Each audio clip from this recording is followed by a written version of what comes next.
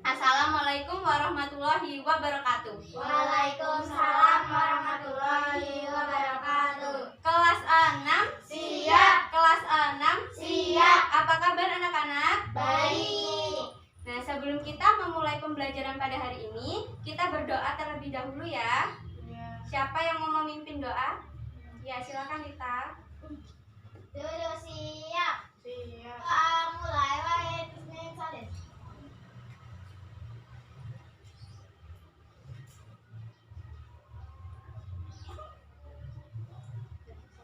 Doa selesai. Beri salam. Assalamualaikum warahmatullahi wabarakatuh. Waalaikumsalam warahmatullahi wabarakatuh. Terima kasih Alita sudah memimpin doa untuk teman-temannya. Nah, hari ini ada yang tidak berangkat? Tidak. Hadir semua? Hadir. Coba dicek kanan kirinya ada sampah tidak? Kalau ada sampah dibuang di tempat sampah ya. Tidak. Ini tuh di bawah tuh. Udah? Udah ya, siap belajar? Siap. Siap. Nah, masih ada yang ingat tidak? Minggu lalu kita belajar tentang apa? Adaptasi hewan terhadap lingkungannya. Iya, benar sekali. Nah, minggu ini kita akan belajar materi kelas 6, tema 2, persatuan dalam perbedaan, subtema 1, rukun dalam perbedaan, pembelajaran 1, dibuka bukunya. Subtema 1, pembelajaran 1.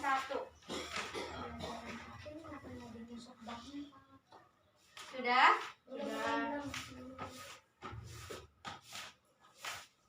Nanti Ibu akan membagikan lembar kerja peserta didik atau yang biasanya disingkat dengan LKPD. Nah, di dalam LKPD ini ada tugas kelompok dan tugas individu. Tugas kelompoknya itu nanti berdiskusi terkait perintah yang ada di LKPD. Dan tugas individunya yaitu mengerjakan latihan atau evaluasi. Paham? Paham. Nah, kan tadi ada tugas kelompok nih. Ibu bagi 2 kelompok, yang satu 3 orang, yang satu 2 orang ya. Nah, untuk Lita dan Pania kelompok 1, Nazwa, Novia dan Arum kelompok 2. Ini Ibu bagi LKPD-nya.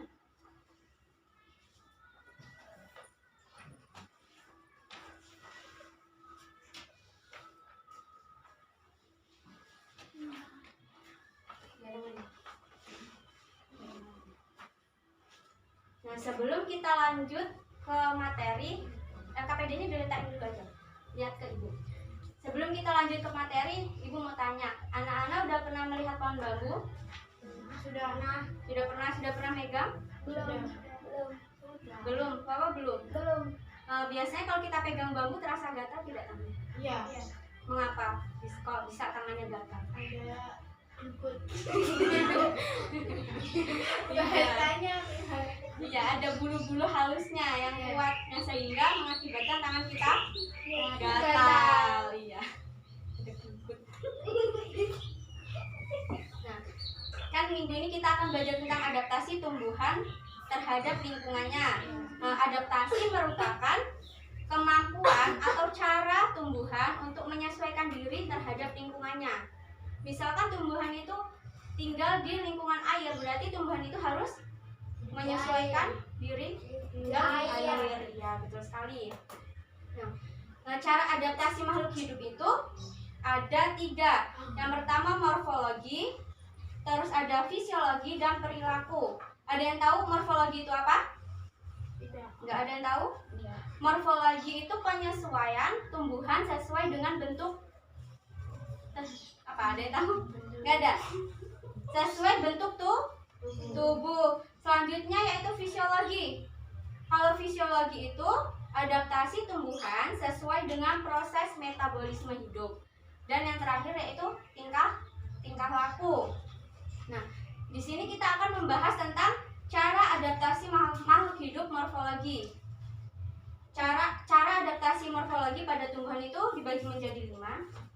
Ada xerofit, hidrofit, higrofit, mesofit, dan ada yang tahu satunya? Halofit. Tidak ada yang tahu. Nah, ada yang tahu cara adaptasi morfologi itu apa? Tidak. Loh, tadi kan sudah dijelaskan. Nggak memperhatiin nih berarti. Nggak memperhatiin. Lihat ke depan, kalau ibunya bicara didengerin, diperhatiin. Tadi apa morfologi?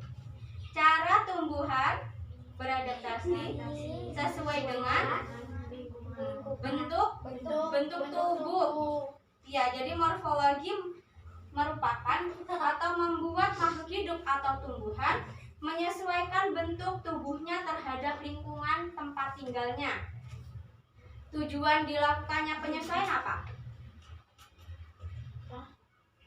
Tujuannya melakukan penyesuaian.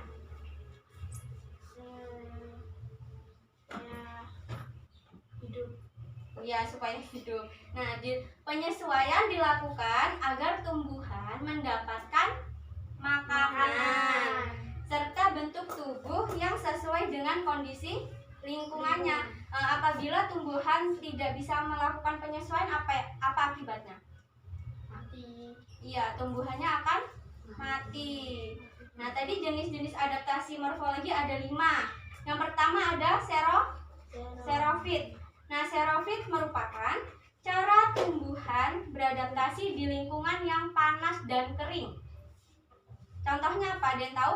Kaktus. Ya, ada pohon kaktus. Nah, terus kalau hidrofit, yaitu cara tumbuhan beradaptasi di lingkungan berair atau basah.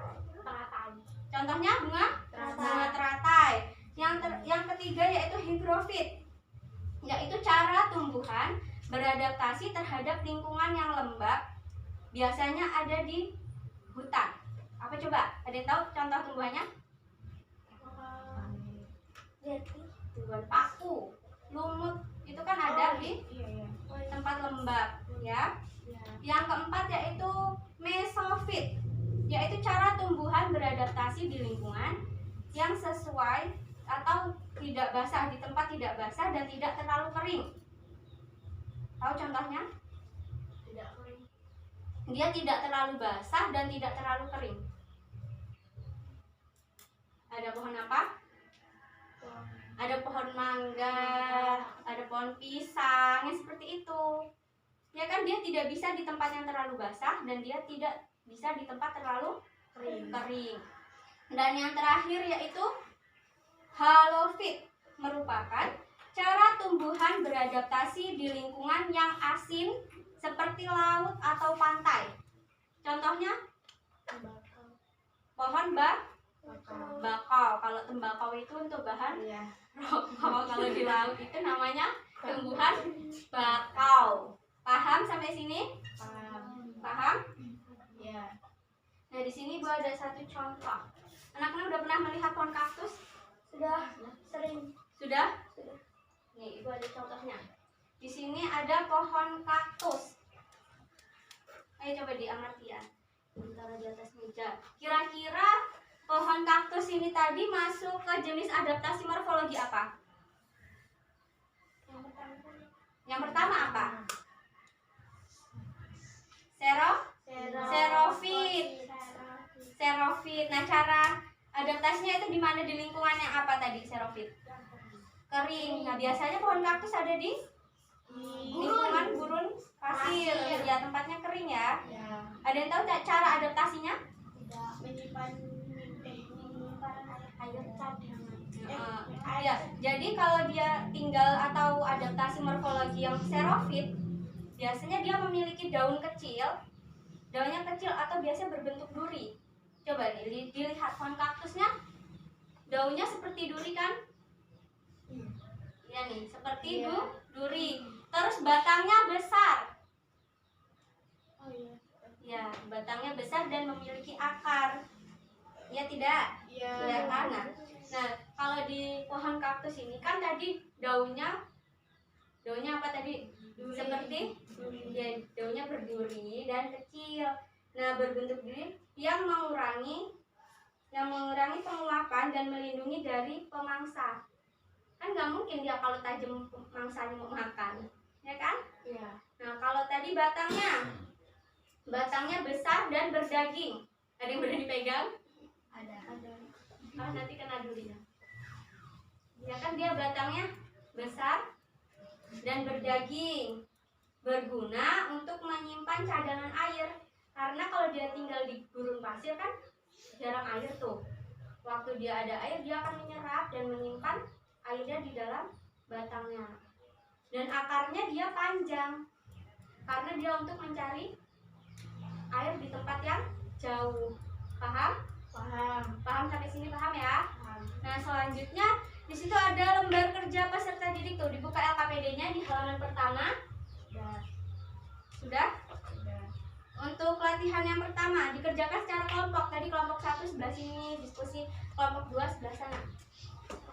Dikerjakan. Bu, ini dikerjakan. Iya. Dikerjakan. Nanti kalau masih Kalau ada yang tidak paham ditanyakan ya.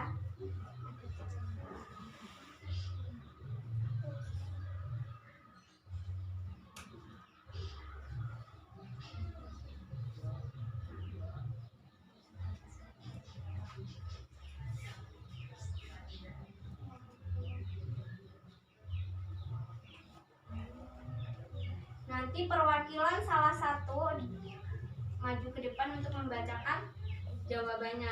Nanti kelompok 1 jawab pertanyaan yang nomor 1 ya.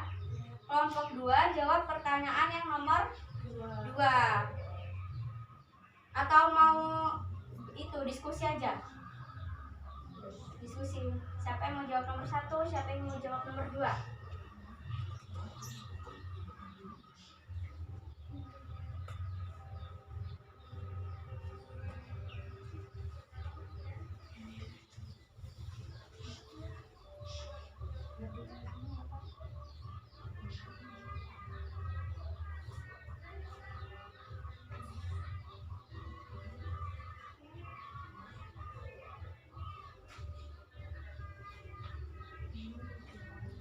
Gimana, ada kesulitan tidak mengerjakannya?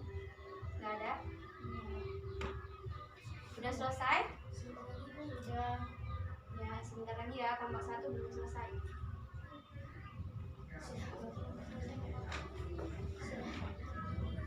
Sudah?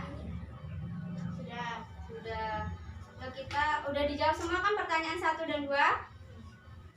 Yang mau maju pertama siapa?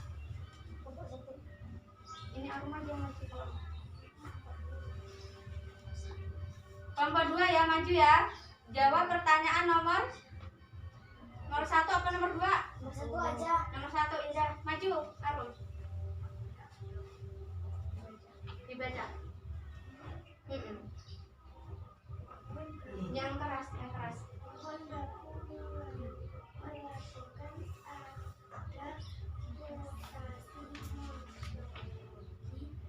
Dengan memiliki akar tunjang dengan tujuan untuk mengokohkan menjadi Iya, terima kasih Arum. Yuk kasih tepuk tangan untuk temennya. Ya, silakan duduk ke tempatnya. Nah, untuk pertanyaan selanjutnya kelompok 1 maju.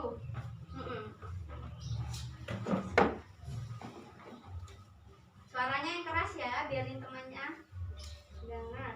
pohon teratai. 1. Daun tipis dan melebar dan menguapan. Untuk penguatan. Untuk penguapan air supaya tidak membusuk karena kebanyakan air. Nah, terima kasih. Beri tepuk tangan. Silakan duduk ke tempat. Masih semangat belajar? Masih. Yang benar, masih fokus? Untuk nambah fokusnya, untuk nambah semangat belajarnya, kita tepuk semangat dulu ya. Siapa yang memimpin? Ada yang berani? Yuk, Wawan, mimpin temannya. Tepuk semangat. Semangat. Nah, sebelum kita menjawab pertanyaan yang sudah dijawab oleh teman-teman tadi, sudah dijawab oleh anak-anak, kita lihat video ini terlebih dahulu ya.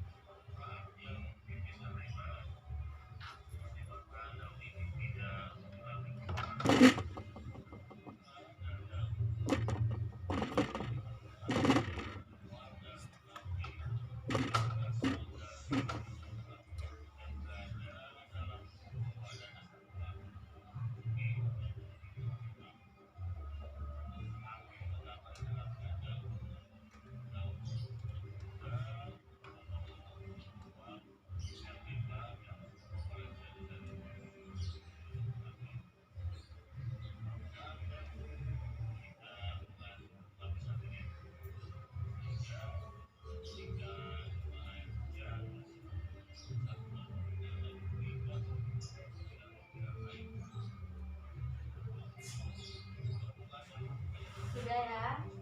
Sudah paham? Sudah. Nah, di sini Ibu punya salah satu media pembelajaran. Di sini alat peraga seperti pohon teratai. Ini kita ibaratkan adalah tanaman teratai yang benaran ya. Nah, di pohon teratai itu ada daun, ada batang dan ada akar. Nah, tadi pohon teratai tinggalnya di lingkungan yang seperti apa? Berair. Biasanya dijumpai di danau, di sungai, dan di kolam. Tanaman teratai termasuk jenis morfologi yang seperti apa?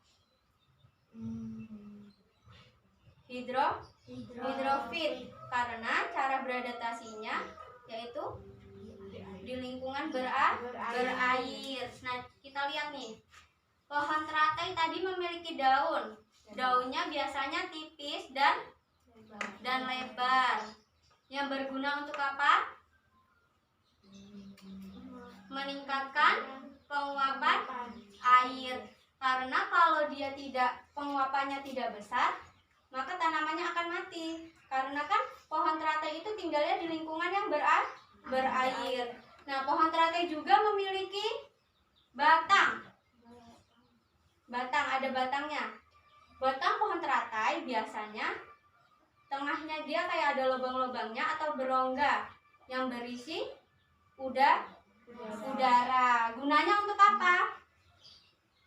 Batangnya ada rongganya, ada udaranya, biarin apa? Salah. Untuk apa?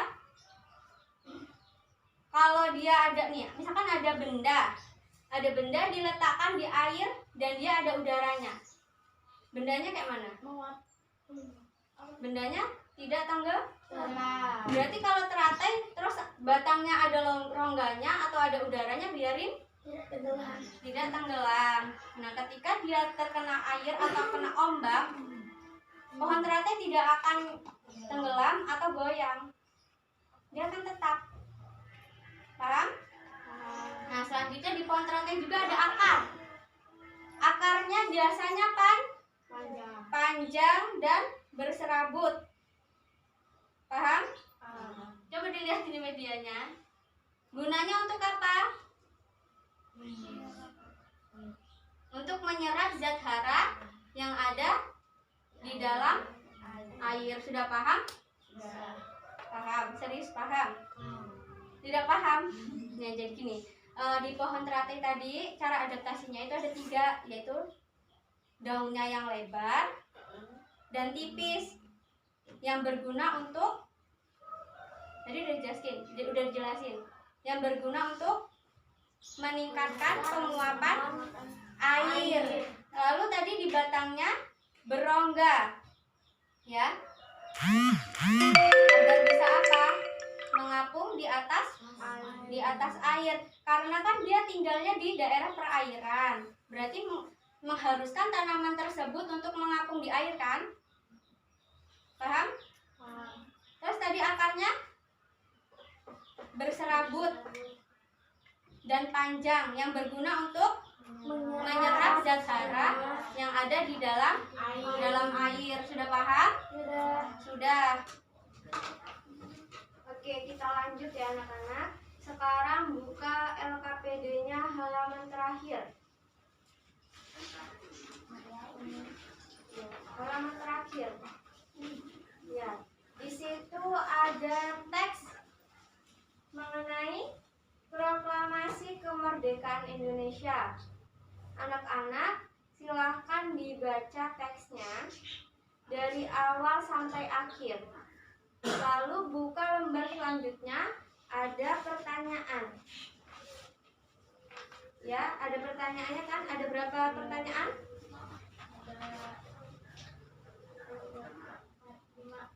Iya, ada 6 pertanyaan, dijawab semua ya. Ya Bu. Membacanya dalam hati masing-masing. Ya, silakan untuk membaca. Ibu kasih waktu 5 menit untuk membaca dan mengerjakannya dikasih waktu 5 menit. Cukup ya? Cukup. Ya, silakan. Kalau ada yang ingin ditanyakan ke Ibu ya. Siap Bu.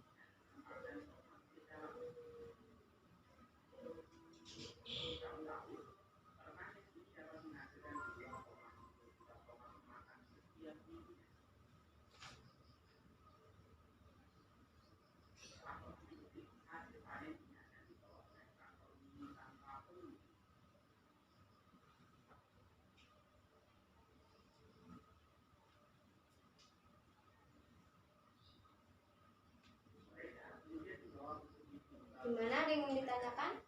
Tidak. Sudah paham ya? Sudah selesai atau belum mengerjakannya? Bacanya sudah tinggi jadi Bu. Belum, ya berarti kerjain, selesaikan. Dikerjakan masing-masing ya.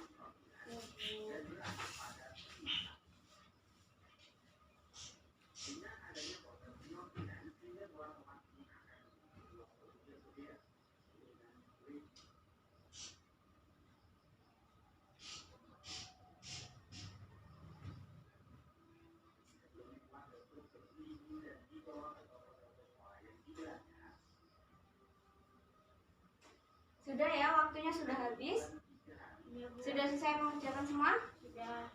Nah, sekarang Ibu mau cek ya yang jawaban dari anak-anak. Untuk pertanyaan pertama yang kotak pojok kiri, pertanyaannya apa? Coba Ibu mau tanya, apa yang menjadi peristiwa yang dijelaskan pada teks proklamasi kemerdekaan Indonesia? Siapa yang mau jawab? Ya, silakan Novia. Proklamasi kemerdekaan yang dilakukan tanggal 17 Agustus 1945 menjadi peristiwa tersebut menjadi tengok sejarah di mana bangsa Indonesia berhak atas kemerdekaan dan wajib mempertanyakannya. Iya, betul sekali. Beri tepuk tangan untuk Novia. Pertanyaan selanjutnya. Kapan proklamasi kemerdekaan Indonesia? Saya Bu. Ya, silakan Najwa. Tanggal 17 Agustus 1945. Iya, betul sekali. Jadi, proklamasi kemerdekaan Indonesia itu terjadi pada tanggal 17 Agustus tahun 1945. Jawabannya Najwa tepat sekali. Beri tepuk tangan. Sebelumnya di sini Ibu mau tanya, anak-anak tahu tidak bagaimana cara berjalan yang tepat atau yang baik? Kepala tegak. Iya, kepalanya tegak, Postur tubuh lurus. tubuhnya lurus. Otot perut dijaga tetap kencang. Otot Paha paha santai. Iya. Otot lutut dikencangkan. Bahu santai. Air tangan tidak lebih tinggi daripada dada. Punggung tegak. Tangan menyempat longgar. Tumit kaki di depan menyentuh tanah. Iya. Coba siapa yang mau maju ke depan? Satu anak aja untuk praktek. Najwa ya. Untuk mencontohkan bagaimana sih cara berdiri yang benar itu? Atau cara berjalan yang benar? Dia maju.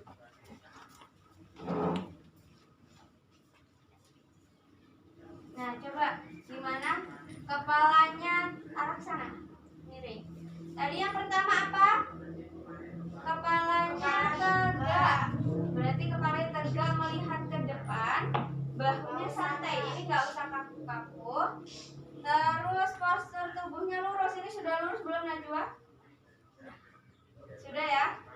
Sudah. Lalu tumit kaki depan menyentuh tanah terlebih dahulu. Berarti gini jalannya. Tumitnya ke kiri kan. Coba kalau jalan biasanya yang langkah duluan atau yang lebih menyentuh tanah bagian apa? Bagian tumit. Ya. Tadi gimana kan kepalanya ke depan, badannya lurus tegak, kakinya menyentuh tanah, yaitu bagian tumitnya menyentuh tanah yang terlebih dahulu. Ya kan? Paham? Oke, silahkan duduk. Terima kasih ya Najwa. Nah, tadi kan sudah diberi contoh bagaimana cara berjalan yang baik. Selanjutnya kita akan praktek bersama-sama di luar ya, atau di lapangan sekolah. Oke? Oke.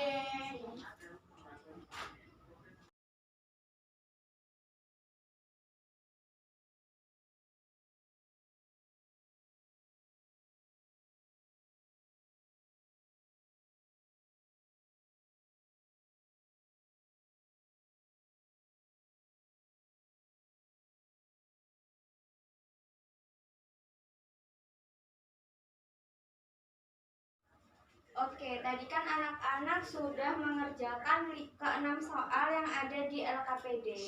Nah, untuk tugas di rumah, anak-anak silahkan mencari satu cerita.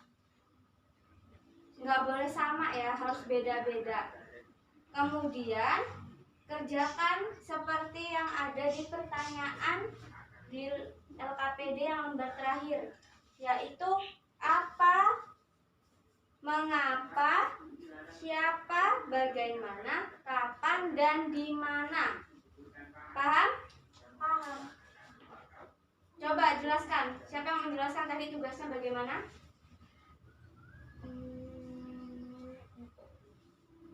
Tugasnya ada di kolom-kolom ini. Apa, mengapa, siapa, bagaimana, di mana. Iya, jadi tugasnya adalah mencari satu cerita pendek, lalu Dibuat di sini. dibuat seperti kolom yang ada di LKPD lembar terakhir, atau dicari inti dari cerita tersebut, yaitu tentang apa, mengapa, siapa, di mana, kapan. Paham ya? Paham. Ada yang ingin ditanyakan? Tidak. Tidak.